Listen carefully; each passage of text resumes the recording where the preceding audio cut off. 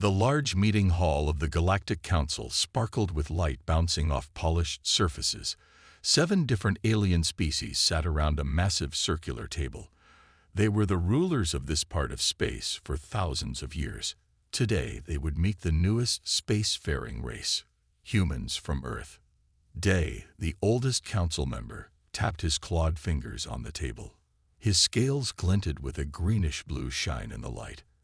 At 497 years old, the Xanthian was nearing the end of his natural lifespan, but he still had the sharp mind and stern attitude that made him feared across 3 star systems. "I don't see why we need to grant these humans a full meeting," Dag grumbled. "They only achieved faster-than-light travel 50 years ago. They're babies." Rin, the Valerian ambassador, blinked her large fish-like eyes. The water in her special breathing suit bubbled as she spoke. "Protocol demands we meet any species that can reach us.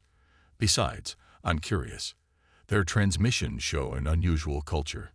"They'll be gone before anything they do matters," said another council member. "Short-lived species never contribute much." The grand doors at the end of the hall swung open. 2 humans walked in, their steps echoing on the polished floor. The older one had white hair and moved slowly but with purpose. The younger one stayed close by his side, occasionally glancing at a small device in his hand. "Presenting the representatives from Earth," announced the council herald. "Ambassador Jum Kim and his aide, Ta Kim." Jum bowed slightly to the council. He wore a simple dark blue suit with a silver pin shaped like Earth on his lapel. His face showed signs of age, wrinkles around his eyes and mouth, spots on his hands, but his eyes were bright and alert. "Greetings, honorable members of the Galactic Council," Jum said in a clear voice. "On behalf of Earth and all humans, I thank you for this meeting." Ta, standing beside him, was clearly much younger. His face was smooth, his black hair thick, and he moved with the quick energy of youth. "Please, sit," Dad said, pointing to 2 chairs that seemed small compared to the various alien seats. "We'll begin with introductions. I am Da, senior council member and representative of the Xanthian Empire. I have served on this council for 215 years and have lived 497 cycles around my home star." Each council member introduced themselves in turn, each making sure to mention their impressive age. Rin of the Valerian Deep Realms, 412 years of age. Moktul of the Barathi Collective, 389 years in this form. Zephyr Windsong of the Aryans, 356 years among the clouds. And so it continued around the table. The youngest council member was still 298 years old. With each introduction, the 2 humans nodded respectfully, but Tay's eyes grew wider. When they finished, Day turned to Jun. "And now, Ambassador, please introduce yourself properly, with your age as is custom." Jun nodded. "I am Jum Kim of Earth. I served in my planet's military for 30 years, then in diplomatic service for another 25. I am 78 years old." A strange sound filled the room. It took Jun a moment to realize the aliens were laughing. Even the usually serious Dai was making a hissing sound that passed for Xanthian laughter. "Forgive us, Ambassador," Rin said, still bubbling with amusement. "We thought you said 78 years. Surely you meant 178, or perhaps 278. "No," Jones said calmly. "I am 78 Earth years old. My grandson Tahir is 35. The laughter stopped. The council members looked at each other. "You sent a dying elder as your ambassador?" asked Moktul, genuinely confused. "Is this some strange human custom?" Tay's face flushed with anger, but Jun placed a calming hand on his arm. "I assure you, I am not dying," Jun said. "I am in good health for my age. Humans typically live 80 to 90 years, though some reach over 100. Now the council members looked shocked. Day leaned forward, his reptilian eyes narrowing. "Your entire species only lives for a century. How do you accomplish anything? How do you learn? Build? Create? You're gone before you can even begin to understand the universe. June smiled slightly. We manage. We have our ways. This explains why your technology is so primitive, said Zephyr Windsong, her voice whistling through specialized speakers. Your scientists die before they can make real breakthroughs. Actually, Ta said, speaking up for the first time, we've advanced from horse-drawn carriages to faster-than-light travel in less than 300 years. This caused another round of murmuring among the council. Impossible, said Da. The Xanthian Empire took 2,000 years to develop similar technology. Perhaps, Jun said, when you live for centuries, there is less urgency to discover and build. When your time is limited, you make the most of every year. The meeting continued for several hours. The council asked many questions about Earth, human society, and technology. With each answer, the aliens seemed more confused than impressed. How could a species that lived so briefly achieve so much? It didn't make sense to them. Finally, Dai called for a council vote. The Galactic Council has deliberated on Earth's petition to join as a member species, he announced formally. Due to your limited experience in space travel and other considerations, we have decided to grant Earth observational status only at this time. Other considerations meaning our short lives, Jun said. It wasn't a question. With respect, Ambassador, Rin said, trying to sound kind, relationships between species and the Council can last for centuries. Treaties and trade agreements often span 500 years or more. Your people would not live to see the completion of most Council projects. I understand, Jun replied. We accept observational status and thank the Council for this opportunity.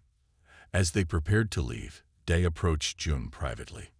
I've lived for nearly 500 years, Ambassador, the Xanthian said. I've seen empires rise and fall. I've studied sciences your people haven't even discovered yet. I've watched stars die. What could a species that flickers out so quickly possibly teach us? Jun looked up at the towering reptilian alien and smiled gently. Perhaps that very brevity gives us a perspective you lack. Council Member Da, we see things differently when our time is limited. A philosophical answer. Day replied with a dismissive wave of his clawed hand. But the Council deals in realities, not philosophy.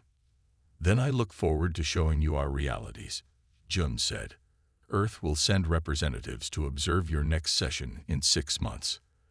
As Jun and Todd walked back to their ship, Tai could barely contain his frustration. They treated us like children.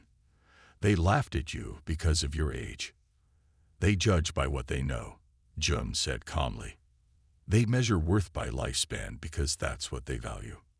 So what do we do now? Tai asked. Jun smiled. Now we prepare to show them that life isn't measured by its length, but by its depth.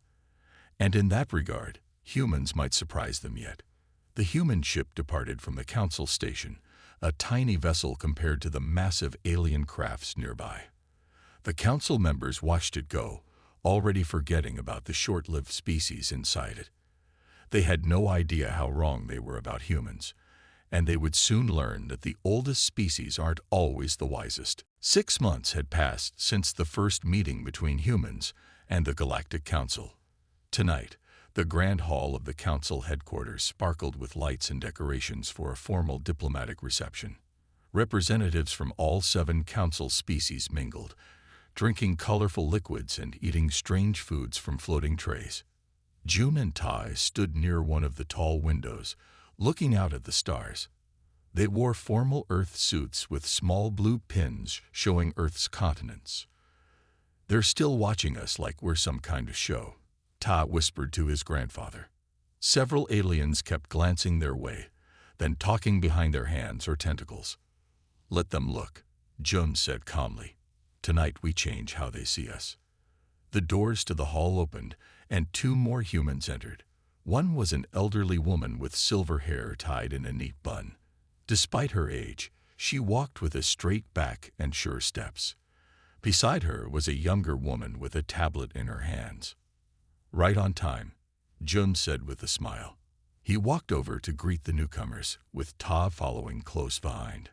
Professor Min, Dr. Jin, welcome to the council headquarters. June bowed slightly to both women. Professor Min Lee nodded in return. At 103 years old, she was one of Earth's most respected historians. Tiny wrinkles covered her face, but her eyes were sharp and missed nothing. Ambassador June, thank you for the invitation, Min said. I've studied alien cultures for 60 years, but seeing them in person is quite different. Jin, Ta's wife and a genetic researcher, hugged her husband quickly before turning to June. The council members are exactly as you described them, she said. Their conversation was interrupted by the approach of Rin, the Valyrian ambassador. The fish-like alien glided toward them, her water suit bubbling softly. Ambassador June, I see you've brought more of your species, Rin said. Her large eyes blinked as she looked at Min and Jin. More family members.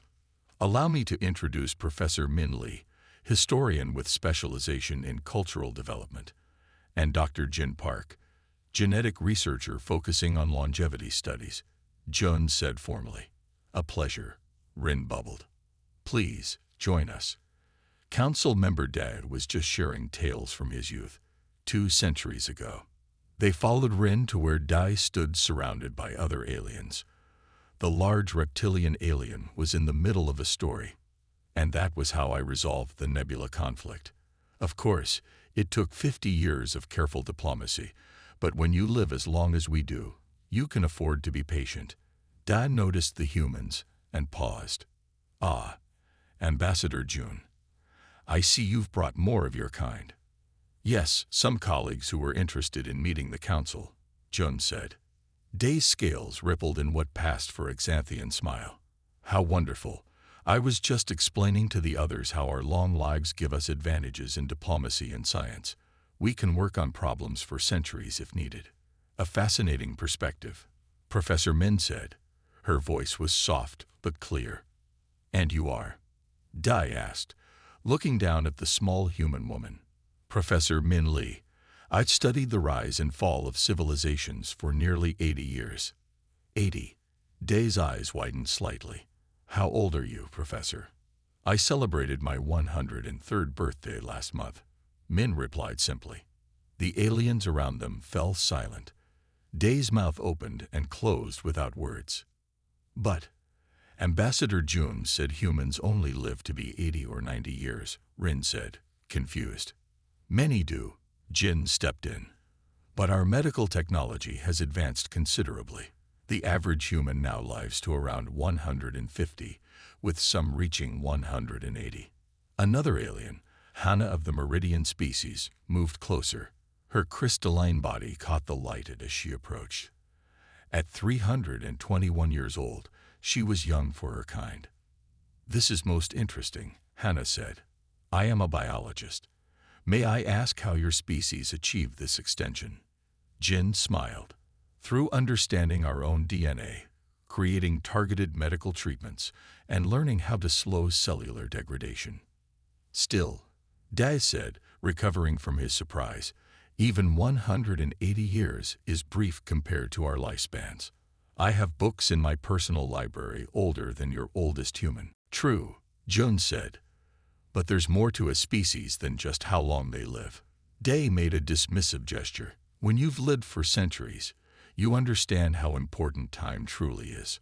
How can your kind accomplish anything meaningful when you barely have time to learn before dying? Before June could answer, a commotion near the entrance caught everyone's attention. A council aide rushed in, heading straight for Da. Council member, urgent news from Colony 7. A radiation storm has developed in their system. The scientists say it's unlike anything they've seen before. Day's scales darkened with concern. Put it on the main screen. The large display in the hall lit up, showing a swirling mass of energy approaching a green planet. Data scrolled along the sides of the screen. The radiation levels are rising rapidly, the aide reported. Colony 7 has 3 million citizens, mostly Valyrians and Xanthians. The scientists estimate the storm will reach them in 30 days, and last for at least 3 months. Rin's bubbles churned frantically. Such radiation levels would be fatal to my people within hours. Even Xanthians couldn't survive more than a few days. Begin evacuation procedures immediately, Day ordered. How many ships can we deploy? The aide's answer made everyone in the room grow quiet. Even with all available vessels, we could only evacuate half the colony before the storm hits.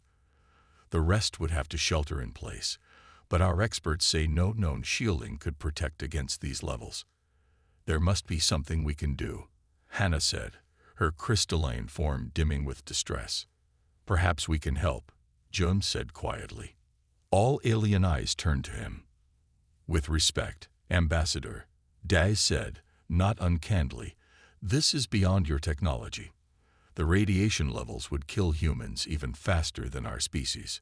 Jin stepped forward. Actually, that's not true. Humans evolved on a planet with natural radiation.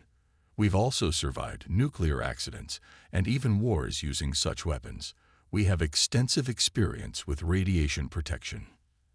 And, Tai added, Earth has developed shielding technology specifically designed for radiation storms like this. We use it on our Martian colonies. Day looked skeptical. Your species has experience with such high radiation levels. Professor Min nodded. One of our planets, Earth, had a radiation accident nearly 300 years ago. The area is still dangerous to most life, but humans work there with proper protection. I have a team of radiation specialists on Earth who could help, Jin said. We could bring shielding technology and medical treatments for radiation exposure. Why would you help us? Rin asked, genuinely confused. We've hardly welcomed you warmly. Jun smiled gently. Because that's what humans do. We help when we can. Day looked at the screen again, watching the deadly storm approach the colony. After a long moment, he turned back to the humans. Very well, Ambassador. I don't see that we have many options. How quickly can your specialists arrive? I'll contact Earth immediately, Jun said. Our fastest ships could reach Colony 7 in 2 weeks, well before the storm arrives. As Tai helped his grandfather send messages to Earth, the Alien Council members gathered to discuss this unexpected turn.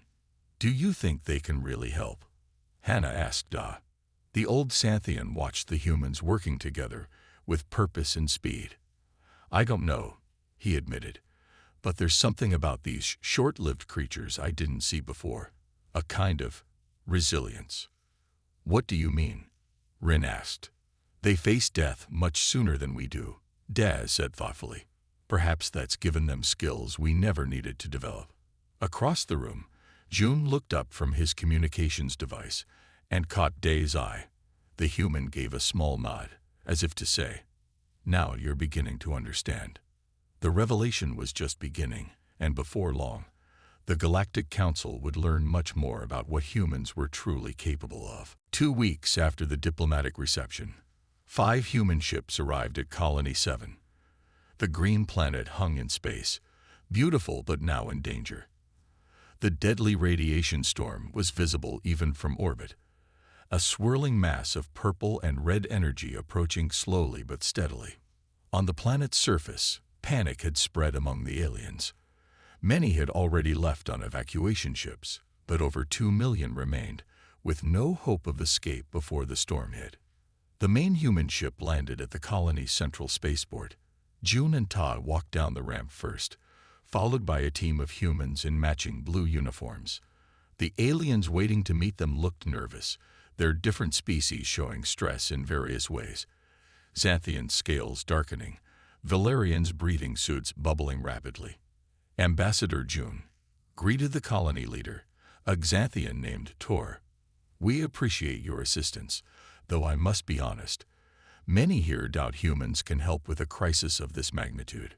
I understand your concerns, Jun said calmly. Let me introduce our team leaders.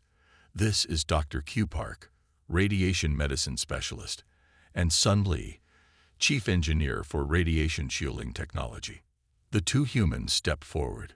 Both were older, Q was 91 and Sun was 89. Their faces showed their age, but they stood straight and moved with purpose. You sent more elders? Tor asked, confused. Forgive me, but won't they be especially vulnerable to the radiation? Sun smiled. I've worked with radiation for 60 years, friend. My first job was helping clean up a nuclear disaster zone on Earth. I'm still here. Our bodies may be old, Q added, but our knowledge is extensive. Now, we should get started. The storm will reach the outer atmosphere in 12 days. The aliens watched in amazement as the humans unloaded their ships. Huge machines, medical equipment, and strange materials poured out, carried by both humans and robots. Within hours, they had set up a command center and begun working. Sun gathered the colony engineers and showed them designs for radiation shields. We'll build these around your major population centers, he explained.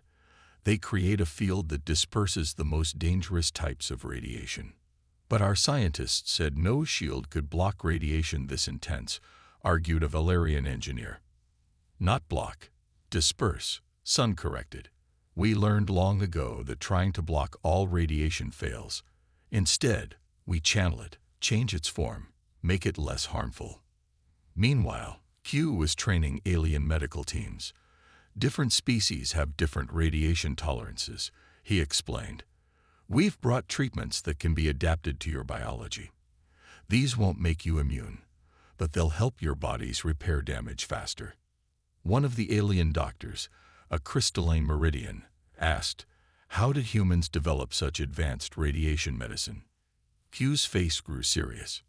Necessity. Centuries ago, we used radiation as a weapon against each other. Later, we had accidents with our power sources. We learned through terrible experiences. Days passed in frantic work. Human teams spread across the colony, building shields, training locals, preparing medical facilities. The aliens watched with growing respect as the elderly humans worked long hours without complaint. Day arrived from the council headquarters on the 8th day. He immediately sought out June at the main shield generator site. Ambassador, Dad said, I came to see your progress myself. The council was skeptical. Understandable, June replied. Come, let me show you what we've done. They walked together to a viewing platform. Below them, humans and aliens worked side by side, assembling massive towers around the colony's largest city. These will power the shield network, June explained. We should have coverage for about 70% of the population. And the rest? Dai asked. We're reinforcing underground shelters with special materials. It won't be comfortable, but they'll survive. Day watched his son, despite his age, climbed up to inspect a connection on one of the towers. Your people work with remarkable urgency. We don't have the luxury of time that your species enjoy, Jun said. We learn to work efficiently. A loud alarm suddenly blared throughout the colony. An alien voice announced over speakers. Warning. The storm front has accelerated. Impact expected in 36 hours. All personnel report to emergency stations. That's days earlier than predicted, Day said, his scales darkening with worry. Then we'll just have to work faster, Jun replied calmly. He activated his communicator. All teams, you heard the announcement.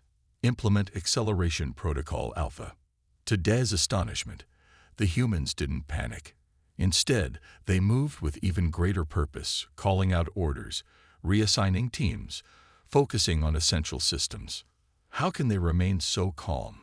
Dai asked no one in particular. Tai, who had joined them on the platform, answered, This isn't our first crisis, council member. Humans are good at emergencies. For the next day and a half, no one slept. Humans pushed themselves to their limits. Even the eldest among them refused to rest. As the storm approached, Sun oversaw the final connections to the main shield generator. His hands shook slightly with fatigue, but his eyes remained sharp and focused. Sun, you need to rest, Q said, approaching his colleague. You've been working for 30 hours straight. I'll rest when the shield is online. Sun replied without looking up from his work. Besides, at my age, I don't need much sleep anyway. A young Xanthian engineer working nearby overheard. At your age. But you're, what, 89? By our standards, you're barely more than a hatchling. Sun laughed. Maybe so, but I've packed a lot of living into these years. Hand me that connector, would you? As the deadline approached, tensions rose. The first effects of the radiation storm began to hit the upper atmosphere, creating beautiful but deadly light shows in the sky. June, Tai, and Dai stood in the control center with Sun and the colony leaders. Everyone watched the main screen as the storm closed in. Shield activation in 3, 2, 1. Sun pressed a series of controls. For a moment, nothing seemed to happen. Then, a shimmer appeared in the sky, a faint blue dome forming over the city. Similar reports came in from other sites across the colony. Shields at 92% capacity and holding, reported an operator. Radiation levels inside the shields remain within safe parameters. A cheer went up from the control center staff. Sun smiled tiredly and finally sat down, accepting a cup of water from Ta. It worked, Daz said, sounding surprised. Your shields actually worked. Did you doubt us? June asked. Honestly, yes. Your species is so young, so brief. I couldn't believe you'd solved problems that our scientists, with centuries of experience, couldn't crack. Sometimes, Jun said, having less time makes you find solutions faster. Outside, the radiation storm raged at full force. The protective domes over the cities glowed bright blue as they dispersed the deadly energy. In the shelters, aliens huddled together, but the reinforced walls held. In the medical center, Q and his team treated the first cases of radiation exposure, mostly workers who had been outside when the storm hit early. The alien doctors watched in amazement as the human treatments worked, helping the affected aliens recover quickly. How are your people so resistant to radiation? A Valerian doctor asked Q after watching him work without protective gear in an area that would have made a Valerian seriously ill. We evolved on a planet with natural background radiation, Q explained. Earth has radioactive materials in its rocks, in its soil. We adapted. Your short lives, they forced you to become stronger, the doctor realized. In some ways, Q agreed. When you don't live for centuries, your body needs different defenses. As the first day of the storm passed, Dai found Jun in the observation room, watching the swirling energy outside. Your people have saved millions of lives today, Dai said. The council was wrong about humans. Not wrong, Jun replied. Just focused on one aspect of our existence, our lifespan. You missed seeing what that short life has taught us. And what is that? Dai asked. Jun smiled. That will become even clearer in time, my friend. But for now, let's just say that facing death makes life more precious and problems more urgent. We don't have centuries to solve things, so we find solutions quickly. Outside, the storm continued to rage, but inside the human shields, life went on. Proof that sometimes the youngest species had the most to teach the oldest. 5 years had passed since the radiation storm hit Colony 7. The once endangered colony was now thriving again. New buildings with human-inspired designs stood next to traditional alien structures. In the central plaza of the main city, a large monument showed human and alien hands working together. Today was special. The Galactic Council had gathered on Colony 7 for a historic occasion. Earth was being formally admitted as the 8th full member of the Council. The ceremony took place in a grand hall filled with representatives from all species. Jun, now 83 years old, walked slowly to the center of the room. He used a simple cane now, but his back remained straight and his eyes clear. Da, the ancient Xanthian council member, stood waiting for him. At 502 years old, Da was now the oldest living member of the council. His scales had dulled slightly with extreme age, but he still commanded respect with his presence. Ambassador Jun Kim of Earth, Da announced formally. The Galactic Council has voted unanimously to accept Earth as a full member. This honor has never before been granted so quickly to any species. The crowd applauded. Among them were Ta and Jin, now 5 years older, and with 2 small children beside them. Professor Min sat nearby, smiling proudly at 108 years old. Dr. Q and Engineer's son were there too, still active despite being in their mid-90s. On behalf of Earth and all humans, I accept this honor with gratitude, Jun said. His voice was slightly weaker than 5 years ago, but still carried clearly through the hall. We look forward to working alongside all Council species for many generations to come. Dae presented Jun with a crystal sphere, the symbol of Council membership. As Jun accepted it, Dae leaned closer and spoke quietly. I was wrong about your kind, Jun. We all were. After the ceremony, the Council members and human representatives gathered in a smaller room for a private celebration. Large windows looked out over the colony, where the shield towers, now permanent structures, gleamed in the sunlight. 5 years ago, I stood on this planet and doubted that humans could save it, Dae said, addressing the group. I had lived for nearly 500 years and thought I knew everything about the galaxy and its species. I was wrong. He turned to Jun. I judged your species only by your lifespan. I couldn't understand how creatures who live such brief lives could contribute anything meaningful to a galaxy where plans often span centuries. Ren, the Valerian ambassador, joined them. We all made that mistake. We saw your short lives as a weakness. But now we understand it was a source of strength, added Hana, the Meridian scientist. In the past 5 years, she had worked closely with human researchers. Your short lives gave you urgency, adaptability, and resilience that we never needed to develop. Jun nodded. When you only have decades instead of centuries, you learn to make the most of your time. You solve problems quickly because you might not be around to see a long-term solution work. And you pass your knowledge down efficiently, Dae observed. Your educational systems compress learning that takes us centuries into just a couple of decades. Necessity, Jun said simply. We had to find ways to preserve and build on knowledge across generations. Tai approached with a small device in his hand. The new medical sharing program is ready for your approval, Council Member Dae. Since the crisis, humans have been sharing medical technology with the Council species. The radiation treatments developed by Dr. Q had been just the beginning.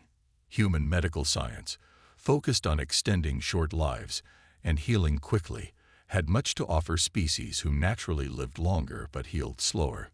I remember when I first met you, Dae said. You were the young aide to your grandfather. Now you're leading our joint medical initiative.